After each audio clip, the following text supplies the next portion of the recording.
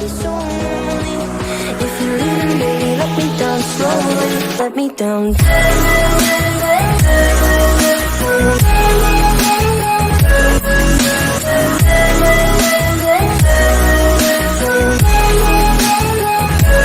Let me down.